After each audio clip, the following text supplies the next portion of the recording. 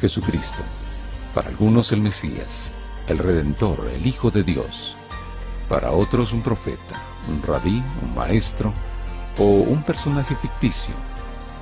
¿Quién fue Jesús? ¿Y qué evidencias comprueban su existencia? En búsqueda de estas respuestas, aquí comienza Evidencias.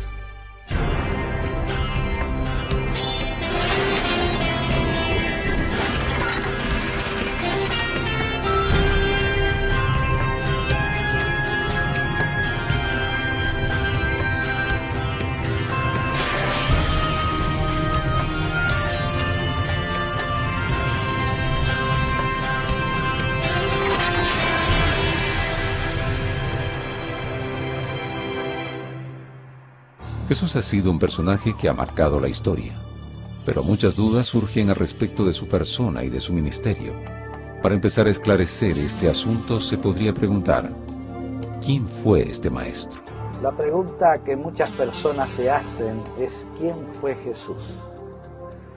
Es importante saber responder a esa pregunta, pero algunos investigan en fuentes donde no tienen que investigar. Ellos buscan y descubren que es el creador del cristianismo. Otros descubren que Jesús fue un gran personaje. Otros encuentran que fue un hombre histórico, que quiso aprovecharse de las circunstancias. Sin embargo, la Biblia tiene una respuesta maravillosa. ¿Quién es Jesús? Él mismo lo dijo cuando estuvo caminando en esta tierra. Escudriñad las Escrituras, porque ellas son las que dan testimonio de mí. Me gusta cómo la Biblia lo presenta a Jesús. Lo presenta como una persona con sus limitaciones, pero sin pecado. Lo presenta como una persona con ciertas virtudes, con ciertos poderes, que lo hacían más que una persona, que lo hacían Dios mismo. Jesús es la encarnación misma de Dios, y eso lo hace el personaje más singular del mundo, porque ha promovido, digámoslo así, ha promovido el movimiento más grande que se conoce en la historia de la humanidad. Empezó preparando a personas que no tenían ninguna capacitación, los hizo líderes, y esos líderes fueron formándose a otros, y así se hizo una gran cadena, y hasta el día de hoy llegamos a lo que es el cristianismo. El nombre Yeshua era un nombre común entre los judíos, tal como Yosef, tal como Judá, y algunos nombres que tenemos referencias en osarios, en inscripciones. Sin embargo, este nombre tenía un significado particular de Dios salva o Yahvé salva. Pero la pregunta suena a través de los siglos, ¿quién es Jesús? ¿Es Jesús Dios? ¿Es Jesús hombre? Para poder tener una respuesta clara a esa pregunta tenemos que tomarnos de la Biblia, la carta de amor de Dios. Ella nos presenta las evidencias con claridad de quién fue Jesús. Jesús es Dios. Ese Dios que junto con el Padre y el Espíritu Santo crearon este mundo. En el original hebreo, cuando uno investiga, descubre que el nombre que se le da a Jesús generalmente es Adonai, Señor, Yahvé. Pareciera que siempre en el estudio de los idiomas, no queremos entrar en esos detalles, encontramos la respuesta a quién es Jesús. Pero si voy al Nuevo Testamento, cuando se le prometió a la Virgen María de que iba a nacer un niño, le dijo que su nombre iba a ser Emanuel, Dios con nosotros. Yo creo que la definición de Jesús, de quién fue Jesús, la da muy bien el apóstol Pablo. En 1 Timoteo capítulo 2, versículos 5 al 7, dice: porque hay un solo Dios y un solo mediador entre Dios y los hombres, Jesucristo, hombre, quien dio su vida como rescate por todos. Este testimonio Dios lo ha dado a su debido tiempo, y para proclamarlo me nombró heraldo y apóstol. Digo la verdad y no miento. Dios me hizo maestro de los gentiles para enseñarles la verdadera fe. La concepción de Jesús y su nacimiento en la pequeña ciudad de Belén son puntos muy cuestionados por la sociedad. ¿Cómo presenta la Biblia, el nacimiento de Jesús. El nacimiento de Jesús se dio en una época convulsionada, donde el Imperio Romano estaba gobernando sobre el pueblo de Israel, y donde los judíos esperaban la liberación, esperaban al Mesías. Ellos esperaban de que naciera el Salvador, de que los liberara del yugo romano. Y se dio de una manera muy particular. Dios escogió a una virgen muy joven, se calcula que habrá tenido unos 14 años, María, y Dios se propuso de que no naciera de una relación amorosa, sino más bien de que naciera como un milagro. Porque el nacimiento de Jesús es el primer milagro que Dios hizo al llegar a este mundo, en forma humana. Y me gusta como lo describe en Mateo. En Mateo 1:18 dice: el nacimiento de Jesús, el Cristo, fue así. Su madre María estaba comprometida para casarse con José, pero antes de unirse a él, resultó que estaba encinta por obra del Espíritu Santo. La bienaventurada Virgen María recibió la visita de un ángel. Ese ángel vino a anunciarle que aunque ella no había conocido a hombre, el Espíritu Santo pondría un ser en su vientre, ese sería Dios con nosotros, el Emanuel.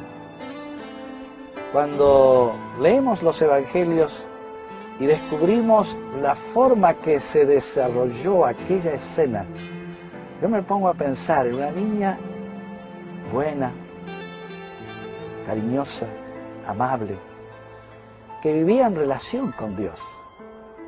Seguramente ella en más de una oportunidad habrá conversado con ese Dios para conocerlo.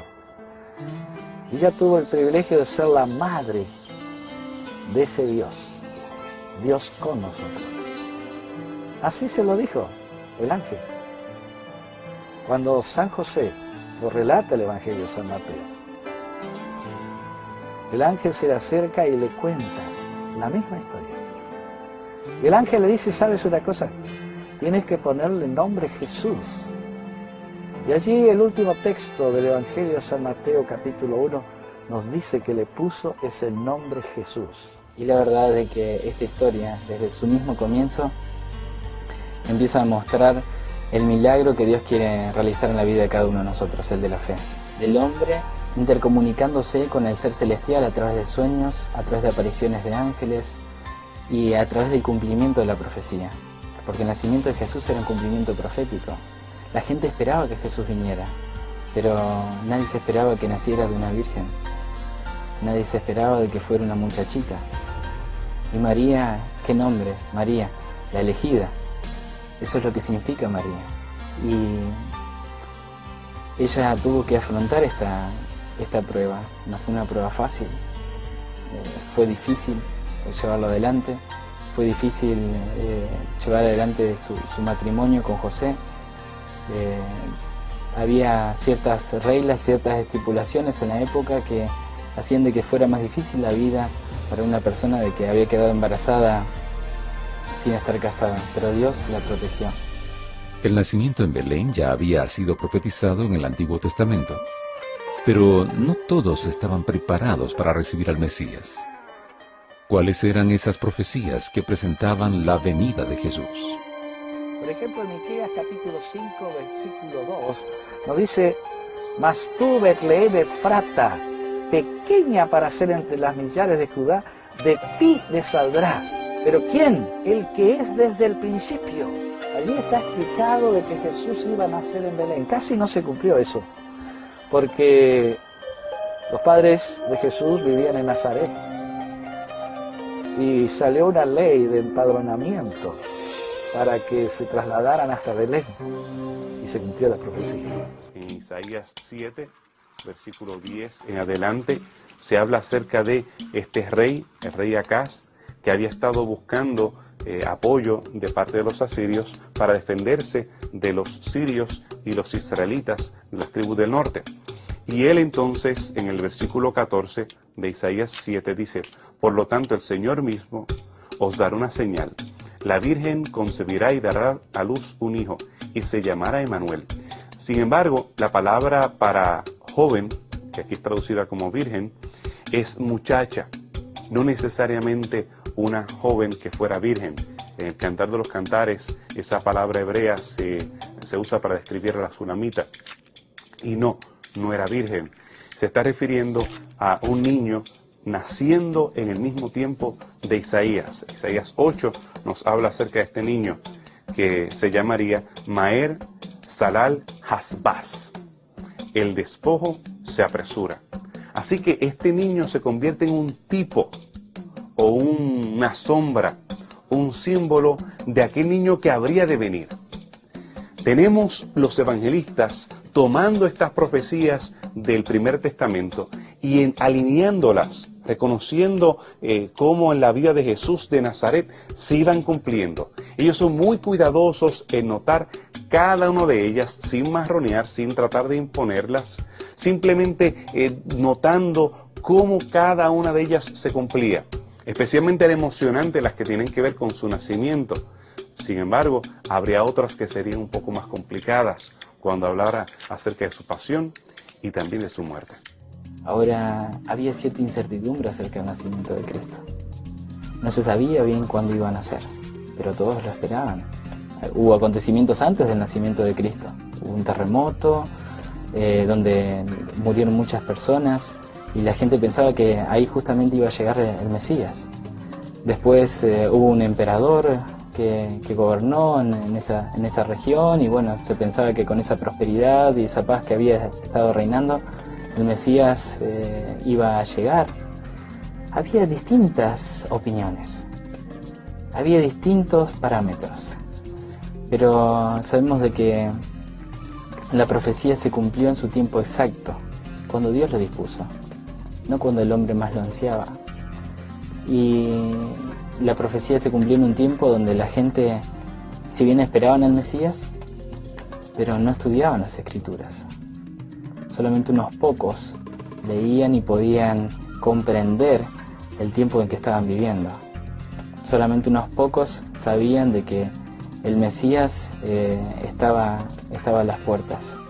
Solamente algunos sabios, algunos estudiosos, algunas personas, y después por revelación divina a unos simples pastores apareció en el cielo la señal de los ángeles que anunciaban la llegada del Salvador. No entra en el pensamiento humano. No podemos captar, no podemos entender el amor de Dios. Por eso el versículo que más me agrada es el que está en el Evangelio de San Juan, el capítulo 3, el verso 16. Porque de tal manera amó Dios al mundo, que ha dado su Hijo unigénito, para que todo aquel que en Él cree no se pierda, mas tenga vida eterna. Sí, Jesús nació de acuerdo a lo que Él anunció, lo que dicen las profecías, pero con un propósito, para que la raza humana vuelva otra vez a recuperar la vida. Se había perdido la vida, y a través de su nacimiento virginal, a través de su vida aquí en la tierra, Él otra vez le entregaría al hombre, a través de su muerte, la vida.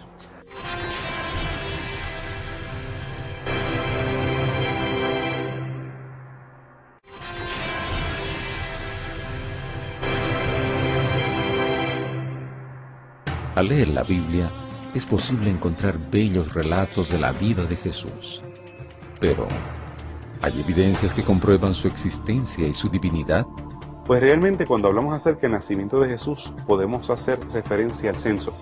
Sí, tenemos evidencia de que los judíos fueron sometidos a un censo, el cual era utilizado principalmente por los romanos para recoger impuestos. La fecha dataría de antes del día 1 o del año 1, según la cronología tradicional. Así que tendríamos que reconocer que el nacimiento de Jesús fue unos 3 años antes del cronograma que tenemos tradicionalmente, comenzando con el año 1 y el año 2 después de Cristo, en contraste con los años que fueron antes de Cristo. Sí tenemos evidencia de un Herodes el Grande, el cual era un hombre desquiciado, un hombre paranoico, un hombre que llegó a mandar a matar a sus hijos, llegó a mandar a matar gente que estaba cerca de él, un hombre que tiene unas características bien similares a las que son presentadas a los evangelios. Por otro lado, ese mismo Herodes fue un gran constructor. Construyó el gran templo, construyó las tumbas de los profetas, construyó la tumba de los patriarcas en Hebrón, construyó el palacio de Masada, el Herodion, el palacio en Jericó. Realmente construcciones colosales que llegan hasta nuestros días, que también son similares a lo que se presenta en los evangelios acerca de Herodes. Sin embargo, no tenemos evidencia de la matanza de los niños, por ejemplo. Pero debemos recordar que el evento no debió haber sido tan impactante como lo es para nosotros. Los historiadores de la época lo nombran a Jesús, el Cristo y sus seguidores. Flavio Josefo habla de Cristo. También encontramos el Talmud judío. El Talmud judío también nombra a Jesús. Pese a de que fue su enemigo más acérrimo, el enemigo más acérrimo de los fariseos y de los entendidos de la ley, Jesús es nombrado en el Talmud de esa época. Así que no es un personaje que haya existido solamente en la ficción bíblica, como algunos pretenden decir. Es también un personaje histórico. Y es innegable su contribución a la humanidad. Los osarios eran pequeñas cajas de huesos que se utilizaban para depositar los huesos de las personas que se habían descompuesto en las tumbas. Esto es una miniatura de un osario. Realmente el tamaño de ellos variaba, pero tan largo como un fémur. En este caso tenemos evidencia de Caifás, del cual sí tenemos evidencia de que él era un sacerdote, tenía una moneda de la década de los 60, así que lo podemos relacionar, y fue encontrado en Jerusalén, lo podemos relacionar con el Caifás bíblico. También tenemos evidencia de Pilato, tenemos una inscripción con su nombre que fue encontrada en Cesarea Marítima, y monedas que también tienen su nombre y tienen un bastón identificando a Pilato. Así que podemos ver que cada vez se han ido encontrando más personajes relacionados a la vida de Jesús, un Jacobo que algunos identifican como hermano de Jesús, una barca como las que se usaban en el tiempo de Jesús, instituciones como el Sanedrín, restos del mismo, el templo si tenemos evidencia del mismo. Así que podemos reconstruir las circunstancias en las cuales vivió Jesús durante el primer siglo, pero no podemos encontrar evidencia conclusiva acerca de él como un personaje histórico, aparte de estos elementos que podemos encontrar y los relatos biográficos que sí podemos encontrar, que es mucho más evidencia que lo que tenemos de Alejandro o Augusto o cualquiera de los personajes que pertenecen a la historia clásica. Así que tenemos más evidencia de Jesús que muchos de ellos, pero no podemos determinar su divinidad en base a los mismos. Pero evidencias de la divinidad podemos abrir nuestras Biblias en el libro de Hebreos, en el capítulo 1, los versículos 1 al 3. No solamente nos muestra de que Él es creador, sino también nos dice que Él es sustentador. No solo creó al mundo, sino también lo sustenta. ¿Y quién creó el mundo? Aquel que dejó el cielo, murió por el hombre. De ese Jesús está hablando. Cuando San Juan comienza a escribir su carta, en el capítulo 1, versículo 1 al 3, dice: en el principio era el Verbo, y el Verbo era con Dios, y el Verbo era Dios. Todas las cosas por Él fueron hechas, y sin Él nada de lo que fue hecho. Sin embargo, luego el versículo 14 nos dice: y aquel Verbo se hizo carne y habitó entre nosotros. Qué bueno saber que Él dejó registrada en su carta de amor la historia, la buena noticia para el hombre de que el hombre tiene una esperanza, de que no fue un ángel el que se encarnó, sino fue Dios mismo. Y la evidencia de Jesús, la más importante, es la personal. O sea, ¿quién es Jesús para mí? Y la verdad que esa pregunta, cuando yo me la hago, cuando vos te la haces, cuando todos nos hacemos esa pregunta, cobra sentido de la Biblia. la Biblia cobra sentido. Por más de que yo trate de demostrar que la Biblia es inspirada por Dios, por más de que trate de demostrar la veracidad a través de los escritos encontrados, a través de la historia, lo más importante es tu opinión. ¿Quién es Jesús para vos? ¿Quién es Jesús para mí? Una pregunta fundamental para entender la persona y el ministerio de Jesús es: ¿por qué su enseñanza revolucionó la fe y la cultura judía? ¿Qué diferencia había en su mensaje?